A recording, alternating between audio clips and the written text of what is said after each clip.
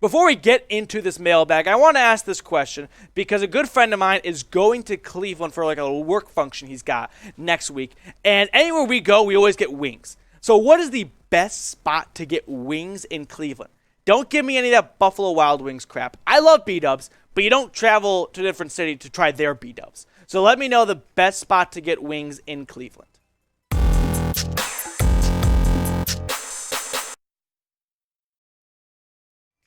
We've got a Cleveland Browns mailbag coming your way. Welcome into the Browns Report by Chat Sports. I'm your host, Matthew Peterson. I answer the questions you guys asked during our live show. So if you ever want to be part of a future mailbag, subscribe, get those notifications on, and join us during our live show. So first question comes in from a good actor. I'll put it that way. Kevin Costner, who is a sneaky candidate to have a breakout season. Also, shout out to Yellowstone. Great show, Kevin Costner. Well, this is Kevin Costner with a K.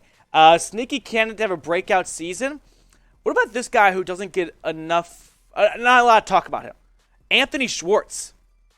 You know what I mean? We're all talking about DPJ and David Bell, but Schwartz was picked 91st overall back in 2020, at 7 or 8 spots earlier than when David Bell went, and he was awesome in that Chiefs game. Remember that 44-yard reception right there?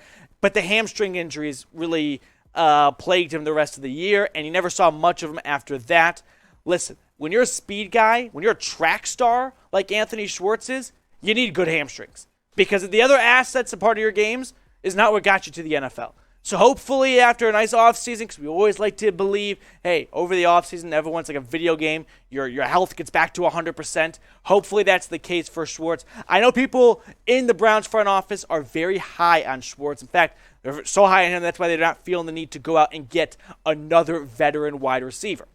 But I think it's going to be Anthony Schwartz. Maybe you want to go a different direction. Who will have a breakout season?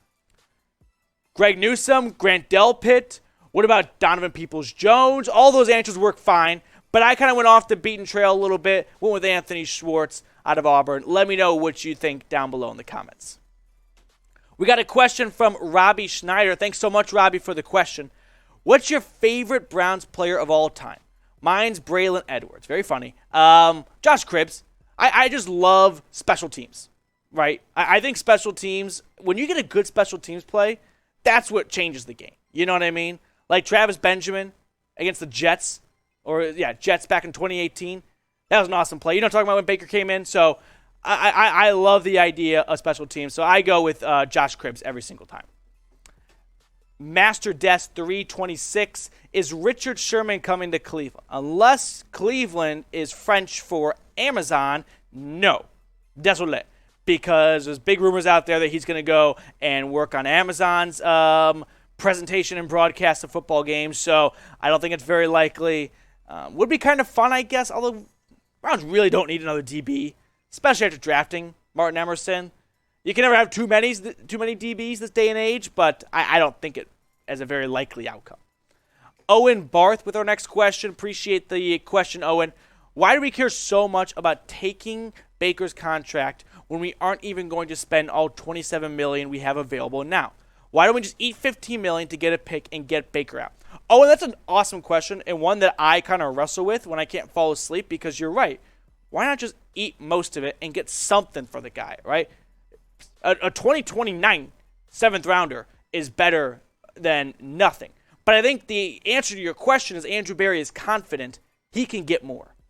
And he believes if he waits long enough, there will be another GM out there who watches his quarterbacks at OTAs and practice this summer and goes, I'm going to lose my job if these quarterbacks are the starting options for me. So let's pick up the phone and call Baker. Let's make this happen. Let's stop doing this tango and waiting. And if that's the case, then the Browns can get more and not have to eat $15 million. I think that's what Andrew Berry's doing. I think he's betting on himself. He's really betting on other quarterbacks sucking, and he doesn't have to eat $15 million. He can get more. He can have another team take that much more money, and that's going to free up more cap space. But I agree, it is a little bit strange when you already have $27 million available.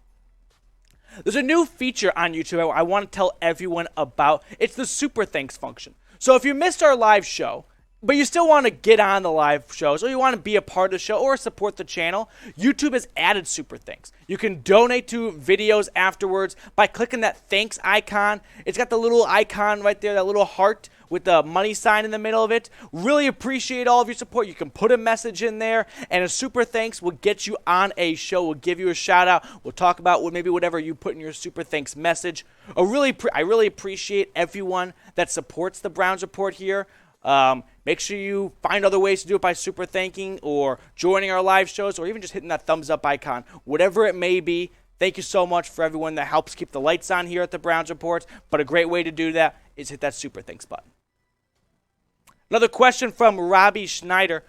What's your go-to beer on a Browns Sunday game? Good question, Robbie. Let's go with, I'm kind of a sucker for Coors, but I like a Blue Moon. It needs to have an orange, though. No orange, I send it back. You know what I mean? It's got to have the orange because the orange is like 80% of it. So I'll go with the Blue Moon with an orange. Question from Master Desk 326. Last question here. Okay, well, you can ask more, Master Desk.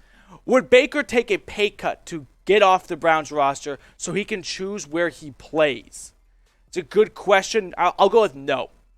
You know, Baker, in that podcast interview he did, he talked about how you're not guaranteed anything after your first contract. And he's not going to turn down $18 million so he can go play in Seattle instead of, I don't know, like backup Kyler in Arizona. He'll take every cent of that $18 million because he knows, I hope he knows, he's not guaranteed anything in this league. And in fact, the fact that no GM has called asking about him tells him, maybe I'm not as popular as I thought I was, right? Maybe it's just a lot of makeup on and I'm not that actually hot. So I think Baker will take every penny of that $18.9 million in that contract. We got a question from Sammy Betts. Any other free agents the Browns could sign? I mean, as long as it's the offseason, we can always talk about free agents out there that the Browns could go out and get. When I think about what the Browns need at free agency, a couple positions come to mind. But ultimately, I think Barry seems rather content on this roster. Now, that doesn't mean if players are still out there in June, July, and their price has gone down, and Barry goes, you know what? I didn't like you for this much, but I love you for 80% of what you used to cost. So what about a guy like Akeem Hicks? This has been a popular name amongst Browns fans and Browns circles of trying to add some veteran presence to that defensive line because, I mean, Elliott, 2020 pick, Togiai, 2021, Winfrey, 2022, Taven Bryan was a first-round pick in 2018. A lot of young defensive tackles right there. How about a guy like Akeem Hicks who has had some up and down years lately with Chicago, a little injured last year, injured in 2019. But, man, look at those 2018 stats. Like, if you can talk yourself into getting 75% of that for cheap, and it doesn't even start, but just being a rotational piece on that defensive line, yeah, I'd be all for that. But who do you want the Browns to sign? If I had to pick one guy right now, other than, I guess, Jadeveon Clowney, because, like, of course, I want to re-sign Clowney, but I think that's going to happen. Thinking outside the box a little bit more, I'll go with Akeem Hicks. But if you want to put 90 to talk about Clowney, that works too. But give me Akeem Hicks out of Canada. Shout out to our friends up north. Next time you want to join a future Browns mailbag, it's all very simple. You just got to subscribe. That way, when the call goes out and we're having a live show or we're putting a mailbag call on our community post here at Chat Sports on the Browns Report, you answer the bell and you get your question in and you can be a part of more Browns mailbags. But all you got to do, step one, subscribe, hit that big red button, and join the channel. Next question comes in from Jeremy. I keep hearing whispers of Malik McDowell. Any thought? I've heard those whispers too. And after Malik McDowell had what was a rather unfortunate arrest back in like February, you guys can Google yourself. Happened in Florida. Florida man, okay? What I'm thinking is Andrew Berry maybe waits till a slow news day in July, and after seeing rookie minicamp and OTAs and getting a better sense of where Elliott, Togiai, and Winfrey are, if they're not as far along as he would have liked them to be, maybe he brings in Malik McDowell on a slow, a busy news day rather, and that kind of gets swept under the rug after a questionable arrest, to say the least, from McDowell. All right, not allowed within 500 feet of a Chuck E. Cheese. Rixer has our next question. Will David Bell take third wide receiver over Schwartz? That's a great question. I don't think it happens, before week 1. Now, during the season, that very well may happen. But I think there won't be enough time for Bell.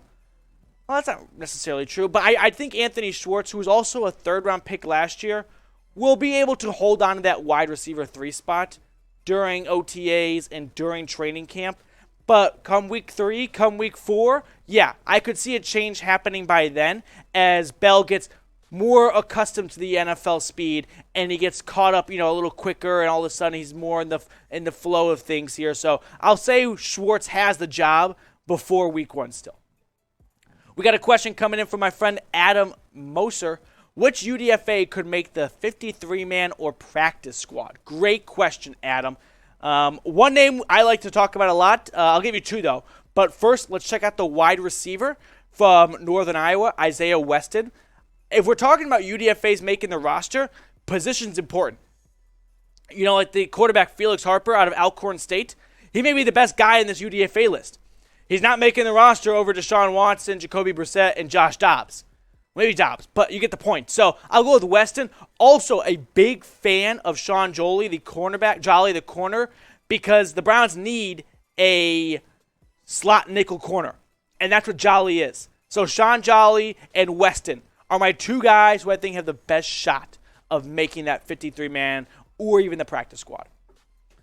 Last question on the show comes in from our friend Jeffrey.